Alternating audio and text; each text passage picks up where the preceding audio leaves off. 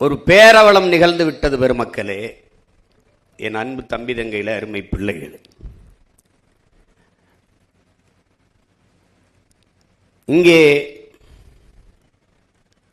மாணவர்கள் கிளர்ச்சியில், இந்தி திணிப்புக்கு எதிராக மாணவர்கள் கிளர்ச்சியில் ஏற்பட்ட அரசியல் புரட்சியில் அதிகாரத்திற்கு வந்தவர்கள்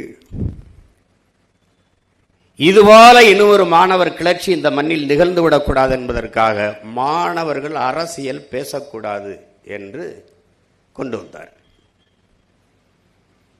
இறை வழிபாட்டை விமர்சித்த இவர்கள் திரை வழிபாட்டை போற்றினார்கள். கடவுளை விமர்சித்தவர்கள் கதாநாயகனை போற்றினார்கள். எந்த பள்ளி கல்லூரி விழாக்களிலும் அரசு விழாக்களிலும் ஆன்றோர்கள் சான்றோர்கள் அறிவார்ந்த பெருமக்களை மேடையேற்றுவதற்கு பதிலாக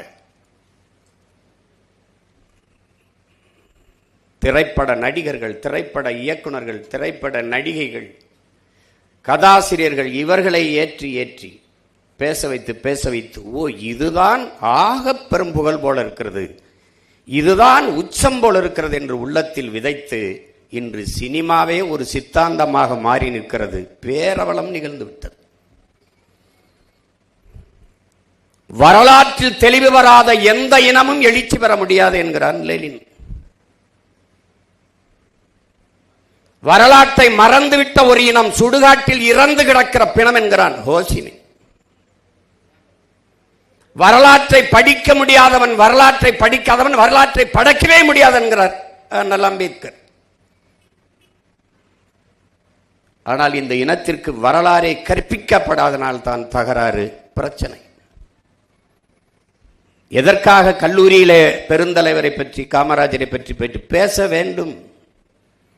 காமராஜரை கற்காமல், கக்கனை கற்காமல், ஜீவானந்தம் சிங்காரவேலரை கற்காமல், முத்துராமலிங்கத்தேவருங்கம் தாத்தனை கற்காமல், செக்கிழுத்த செம்மல் நம்முடைய பாட்டன் வஉசியை படிக்காமல், அயோத்திதாசர் ரெட்டமலை சீனிவாசன் போன்ற ஆளுமைகளை நம் தாத்தாக்களை முன்னவர்களை படிக்காமல் எப்படி ஒரு இனம் எழுச்சி வரும், தெளிவு வரும்? எப்படி வாழும்? அது வரலாற்றை கையில் எடுத்த இனங்கள் எல்லாம் உயிர்ப்போடு இருக்கிறது என்கிறார்கள். என் அன்பு பிள்ளைகளே, வீரர்களை பெற்ற இனம்தான், வீர மக்களை பெற்ற இனம்தான் வாழ்ந்திருக்கிறது. இதுதான் வரலாறுங்கும். வீரர்களை பெறாத இனம் அடிமைப்பட்டு வீழும், அழியும்.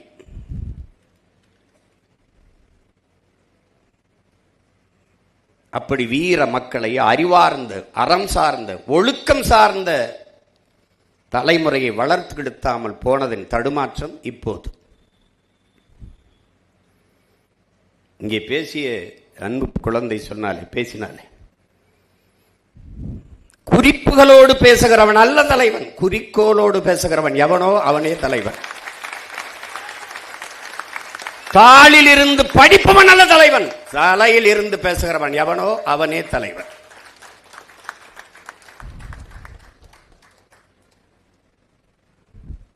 இந்த நாட்டில்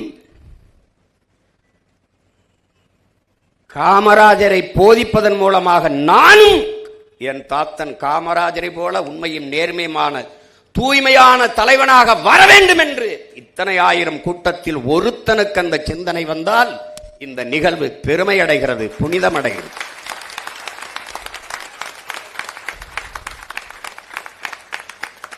இது சினிமா கதையல்ல, வசனமல்ல என் உடன் பிறந்தார்களே. இது ஒரு தேசிய இனத்தின் காயம் தோய்ந்த, ரத்தம் சிந்திய, கண்ணீர் நிறைந்த வரலாறு. அதை கவனத்தில் வச்சுக்கணும். எத்தனை ஆண்டுகளாகிவிட்டது காமராஜரை இறந்து, இன்னும் அவரை போல ஒரு ஆட்சி செய்வோம் என்றுதான் சொல்கிறார்களே ஒழிய, ஏடையில் எவனாவது இவர் ஆட்சி அவர் ஆட்சி இத்தனை தலைவன் காமராஜர் ஆட்சி ஏன் 9 ஆண்டுகளான ஆண்டு இருக்கிறார். 60 ஆண்டுகளாக ஆண்டவர்கள் ஆட்சியை எவனும் சான்று சொல்வதில்லை. வெறும் 9 ஆண்டுகள்.